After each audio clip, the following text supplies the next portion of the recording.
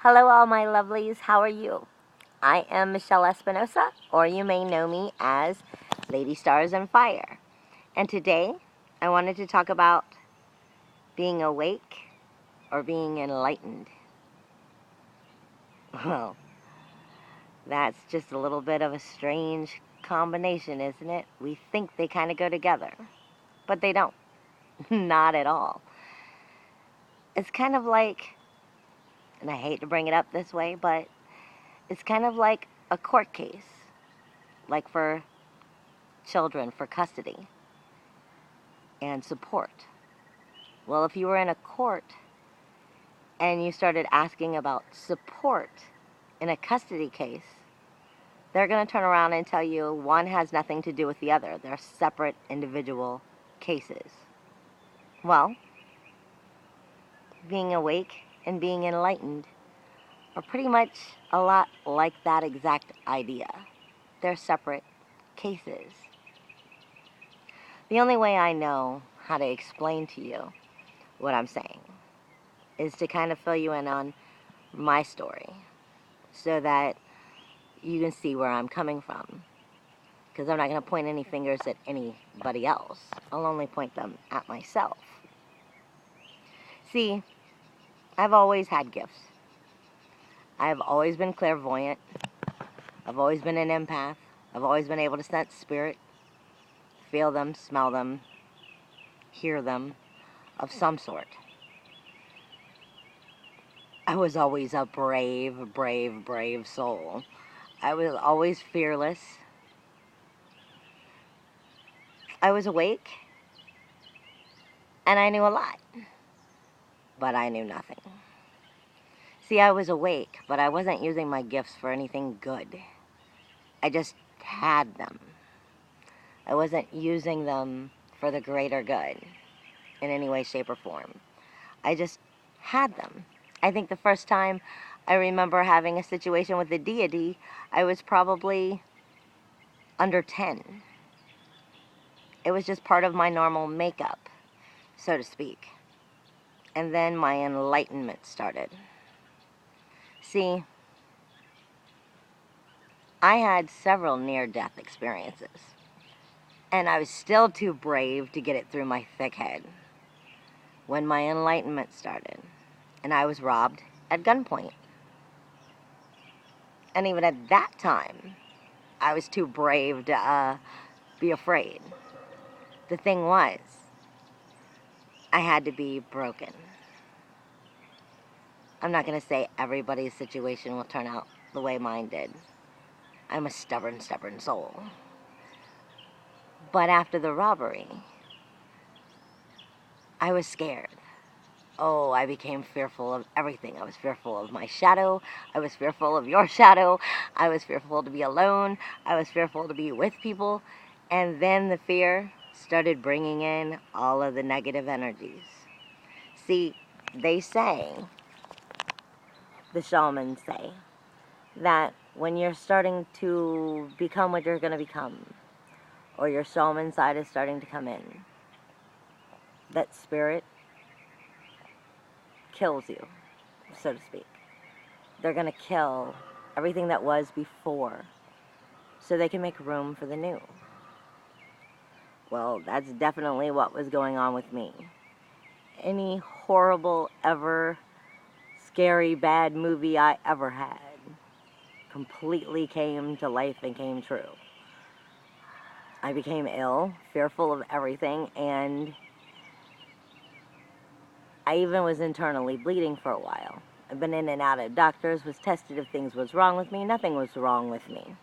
I was just going through that change of my enlightenment process. You see, I had to learn respect. And in order to learn respect, for me personally, well, I had to be broken so that I could become fearful in the better way, not the way that I was.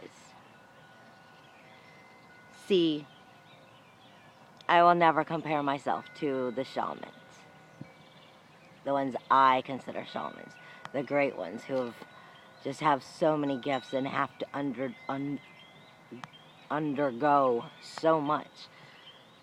Their blessings, they're wonderful blessings, but those blessings came with a price. And that is beyond a level that I even can fathom. See, I was awake for a long time, but then I started to become enlightened. And enlightenment never ends. That is the key there. It never ends.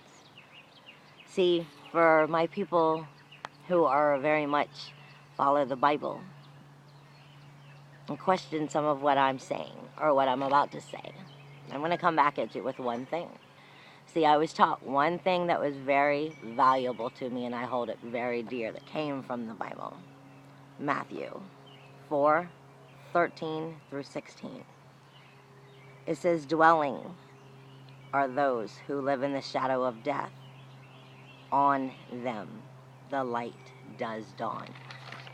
See, in my head, from my understanding, that is for when you start to wake up. When you start to be enlightened, when you start to become the truth. The dawn is already dawning on you. At least that's the way I choose to perceive it. Once you start to enlighten, the thing is, you will always be awake, but enlightenment is a learning process. It is levels of ascension, so to speak. It's veils of reality, realms, worlds, as they collide. Even though you may not see it with your naked eye, that does not mean it does not exist, my darling. A good way of explaining or giving you a small idea is if you fill a sink up with water and then you put your hand on just where the sink, the water and the air come together, just right there where the water ends, and you tap it, you'll see the ripples in the water. Well, if you put your hand in the sink deeper and you just tap it again, you'll feel the ripples inside of the water and you'll feel it around your hand, but you don't see it. Take your hand out of the water, tap again. Do you see any ripples right now? No. That doesn't mean they're not there. Those are part of sound waves, part of sonic, all of that scientific stuff I'm always talking about. But the thing is all of those situations, outside of the water, in the water, under the water, all of them took place in one world. Just because you don't see it with your own two eyes, with the naked eye, does not mean that it does not exist. Never underestimate air. It may look like it's empty. It's not. You see, I personally learn, for me, I can't say for everybody else, I learn through spirit. I learn from spirit more than I do from others. I'm not going to say that I don't learn from other people, but I learn mostly through spirit. And when you think you're starting to get it, they kind of toy with you, but to be in a smart way to teach you more. And they're like, oh, you get it now. You understand this circle. Okay. And then they broaden your horizons. They broaden the spectrum. And they make the circle this much bigger. And then they're like, okay, now figure that out. We'll come back to you and make the circle bigger. So every time you think you get a little bit further ahead and you start to understand and you start to enlighten and you start to understand the realities and the different veils and the different realms and the different worlds, every time you think you're getting a little bit more there, they come back and broaden that spectrum again and make it even bigger and show you how you are still just learning. But isn't that a wonderful thing? Because if you had all the answers for everything, well, my darling, what would be the point of living in the first place? So see, my whole point here is when you are dealing with your teachers, with your so-called masters, teachers, those who are trying to help you. That's a great thing to have those who help you. Like I said, I personally learned most of my stuff through spirit.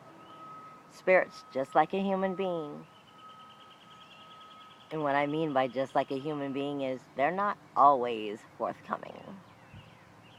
But spirit can see past the frame of the picture and beyond.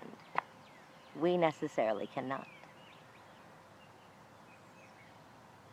So when you're dealing with somebody who's calling themselves a master, a teacher, a leader, you might want to make sure you're asking them the right questions also. Are they speaking love? Are they speaking life? Are they speaking truth? Are they teaching you grace, mercy, and forgiveness? Or are they teaching you ego? Free will is a bitch, my love. Make sure you pay good attention and choose wisely who your teachers are. Because enlightenment goes on forever. Make sure you're going in the right direction. Hugs and kisses in the wind. Blessed be. And if you have anything else you want to know about me, just Google me, Lady Stars and Fire, and you'll find my website or plenty other information about me. Bye.